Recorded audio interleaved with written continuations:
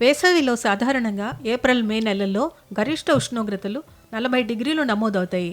కానీ మార్చి తొలివారంలోనే ఆ తరహాలో ఎండలు మండిపోతున్నాయి. మార్చి నెల ప్రారంభంలోనే భానుడు భగభగా మండుతున్నాడు. దేశవ్యాప్తంగా ఎండల తీవ్రత పెరిగింది. భారత వాతావరణ శాఖ 12 రాష్ట్రాలకు హీట్వేవ్ హెచ్చరికలు జారీ చేసింది. ప్రజలు అప్రమత్తంగా ఉండాలని సూచించింది. తెలుగు రాష్ట్రాల్లో ఎండలు మండుతున్నాయి. దీంతో ప్రజలు ఎండవేడిమికి ఇబ్బందులు పడుతున్నారు. ఇప్పుడే ఇలా ఉంటే ఇక వేసవి ఎలా ఉంటుందా అని భయపడుతున్నారు. కర్నూలులో 39.4 డిగ్రీల అధిక ఉష్ణోగ్రత నమోదైంది. ఎండ తీవ్రత ఉక్కపోతతో జనం ఉక్కిరిబిక్కిరవుతున్నారు. గత ఏడాదితో పోలిస్తే ఈ ఏడాది ఎండలు ఎక్కువగా ఉన్నట్లు భారత వాతావరణ శాఖ తెలిపింది.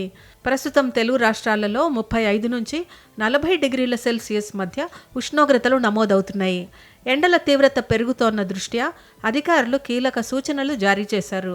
ముఖ్యంగా ఉదయం 11 నుంచి మధ్యాహ్నం 3 గంటల మధ్య జాగ్రత్తగా ఉండాలని హెచ్చరించారు. పిల్లలు, వృద్ధులు, దీర్ఘకాలిక వ్యాధిగ్రస్తులు తగిన జాగ్రత్తలు తీసుకోవాలని సూచించారు. ఈ సంవత్సరం వర్షాలతో పాటు చలి, ఎండలు అధికంగా ఉంటాయని వాతావరణ శాఖ ముందే అంచనా వేసింది. ఇందుకు అనుగుణంగా వర్షాలు, చలి తీవ్రత కూడా అధికంగా కనిపించింది. తాజాగా ఎండలు సైతం మార్చిలోనే చుక్కలు చూపిస్తున్నాయి. ఉదయం 8 గంటలకే సూర్య ప్రతాపం చూపిస్తుండటంతో బయటకు రావాలంటేనే ప్రజలు భయపడుతున్నారు.